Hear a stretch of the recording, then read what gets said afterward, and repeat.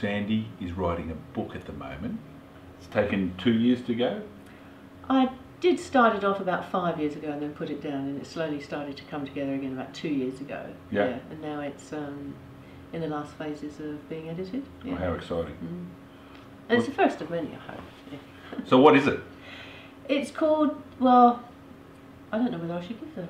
Well, tell us what it's all about. Okay.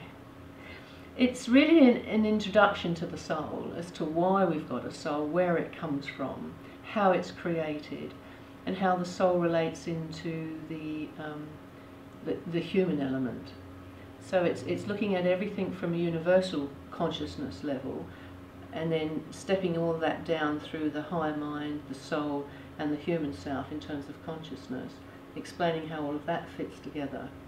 And then building a roadmap from the soul and how it works through the human mind and the human body, and then how the physical health of our body is affected from our human mind. So it's like starting at the creative source right down to the atomic structure in the human body.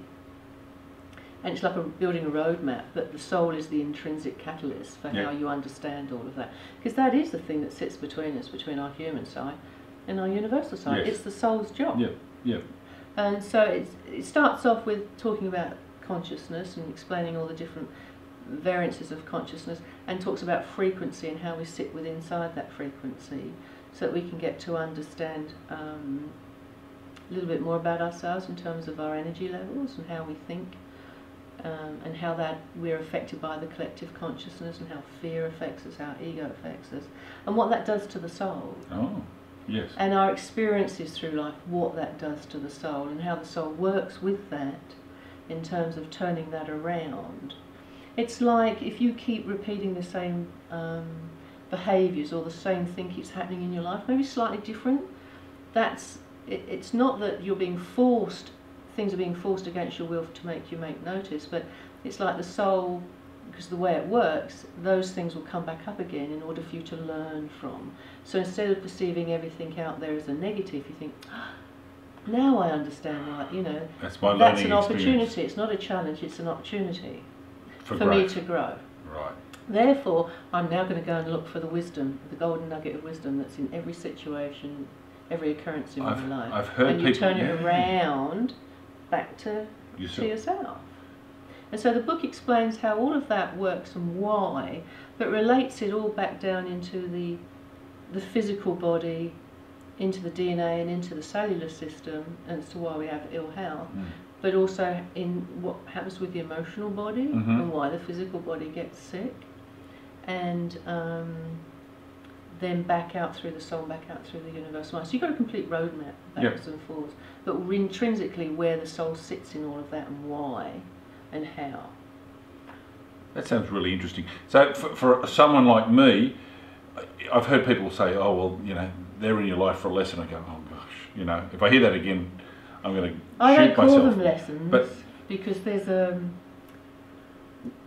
there's that sort of energy around the lesson, like you've been naughty, like the punishment. it's a lesson. It's an opportunity, it's a value, a gift, if you like, to say, well, I don't need to do this anymore. If I'm going to stop doing this because this keeps happening, therefore I really need to be looking at this. So what's going on inside of me that's creating this? So in that sense, if we bring it always back to ourselves, we're coming back to oneness. Yes.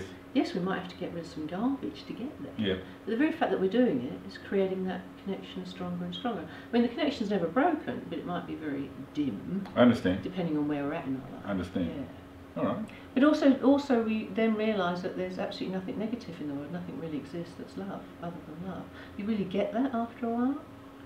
I look forward to the book. Yeah. And it's done on a practical level, so you really understand. There's lots of analogies in there. I don't have to be smart. Dodging cars and all sorts of things. All right. Well, let us know when it's coming out. How long? What time frame do you think? Well, it'll be going out to the publishers in the next couple of months, and depending on how they perceive it, they take it. Then I'll be writing book 2 to go with it, which is a practical guide, how to take all of that and apply it into your daily life. Now, if you're a member of a group or a spiritual church or something, I'm sure Sandy would love to tell more about the book when it comes out as well. Yes, because I'm going to turn it into webinars as well, so that people can learn each as modules. Oh, that would be and then they'll have book 2 to go with it, so it's a practical guide. So And none of this is rocket science, but it is quantum physics. It is really quantum healing, quantum physics. Yes. And it's really merging the science and the spirituality together. That's ultimately where the third book will get us. I understand. But it's really on a practical level. It's not for the favoured few. You don't have to be a guru. I understand. You don't have to be someone that's on level 6 of thinking as opposed to someone level 3. This is for everybody because we all come from the same place. It's very practical for someone like myself. Absolutely down to earth, practical, and it's fun. There's funny bits in there too. It's not serious, but the ultimately, when you've read the book, you'll sit there and perceive yourself as someone who's so magnificent, so perfect. Because we all are. Okay. And we've got to stop thinking that we're imperfect. That's right. That's right. All right. Thanks, Andy. Okay.